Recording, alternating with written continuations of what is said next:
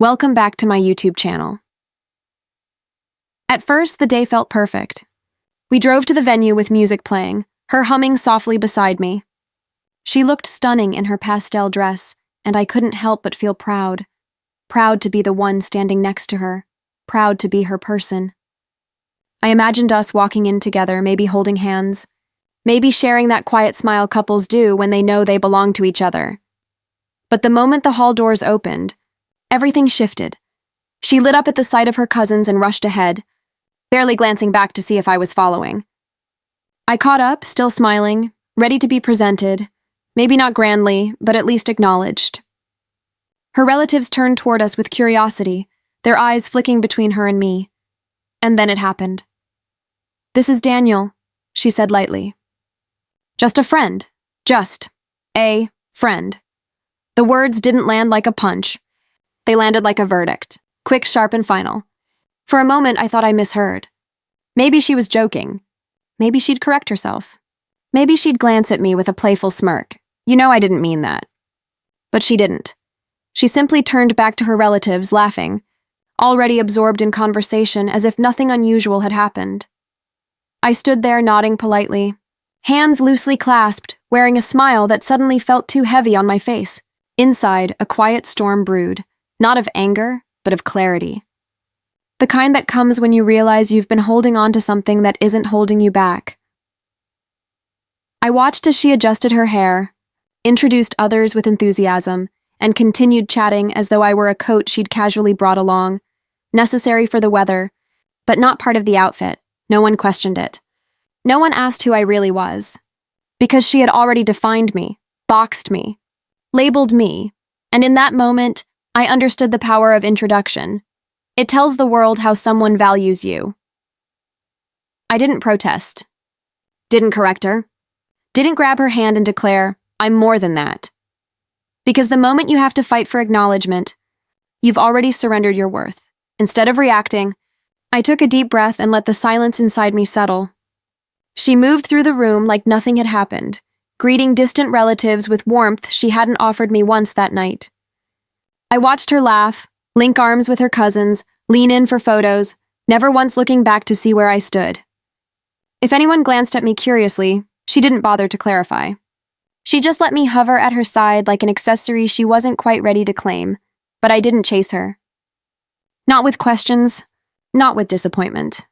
I simply walked beside her, calm, collected, unreadable. If she wanted the world to think I was just a friend, then I would wear that role, but I would not beg for an upgrade. There's a power in staying quiet when the world expects a scene. There's dignity in restraint. At dinner, we were seated at a round table with her relatives.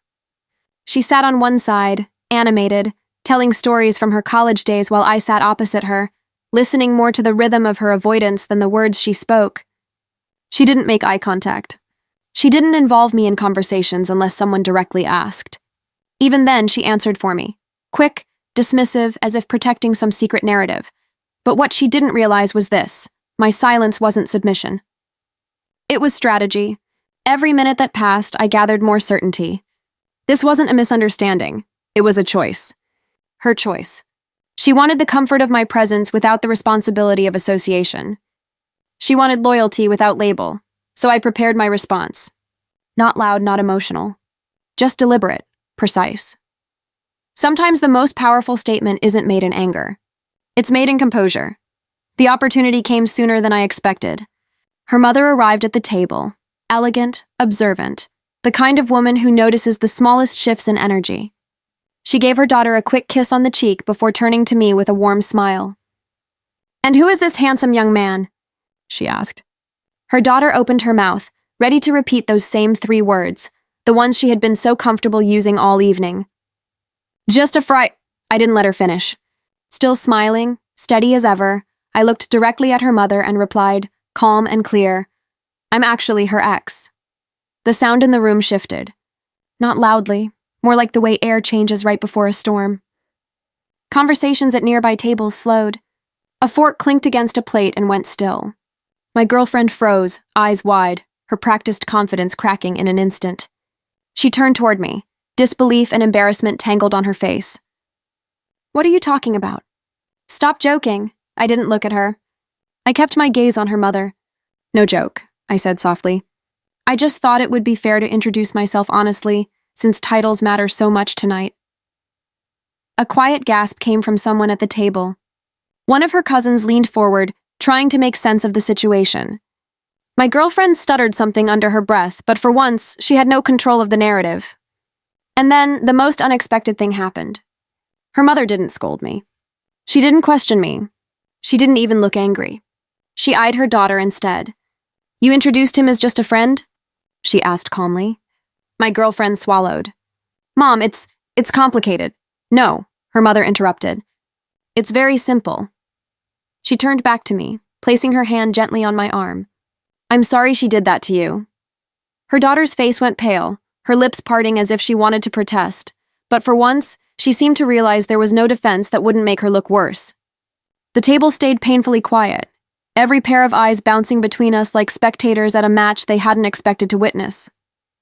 Her mother didn't stop there. She took a slow sip of water, placed the glass down carefully, and said, "I raised you better than this. If you're ashamed to acknowledge someone, don't keep them in your life. And if you choose to keep them, you better acknowledge them properly." I could see the weight of those words land like stones on her daughter's shoulders. She looked down, hands tightening in her lap, cheeks burning. The confidence she had all evening suddenly melted into guilt. It wasn't me who had embarrassed her. It was her own behavior, reflected back at her by someone she couldn't dismiss. Her mother turned to me again. "You handled this with maturity. Most men would have caused a scene. Thank you for not doing that." I nodded respectfully, keeping my composure. She continued, lowering her voice just enough that only our table could hear. "A man who stays calm in disrespect is a man who knows his worth. Don't let anyone make you small." For the first time that night, it wasn't her daughter who felt scrutinized. It was her. She tried to smile, to brush it off with a nervous laugh, but the illusion she had carefully built around us had shattered. Suddenly, I wasn't the one standing on uncertain ground anymore. She was. I didn't raise my voice. I didn't gloat. I didn't demand an apology. I simply pushed my chair back, stood up, and looked at her one last time. Not with anger, but with finality. She opened her mouth as if to say something, maybe to explain, maybe to plead, but the words never came. For once, she had nothing to dismiss, redirect, or joke her way out of. I turned to her mother and said quietly, "Thank you for your honesty." She nodded in return, not with sympathy, but with respect. It was the first time that night I felt genuinely seen. I walked out of that wedding hall without a dramatic exit, without slamming doors or leaving in haste. Each step I took was calm, measured, like shedding a weight I didn't realize I'd been carrying. Behind me, I could feel eyes following, whispers starting to form, the buzz of a story that would ripple through the relatives for days. But none of that mattered. Outside, the night air felt different. Lighter, cleaner. I pulled my car door open and paused for a moment, resting my hands on the roof as I looked back at the glowing venue.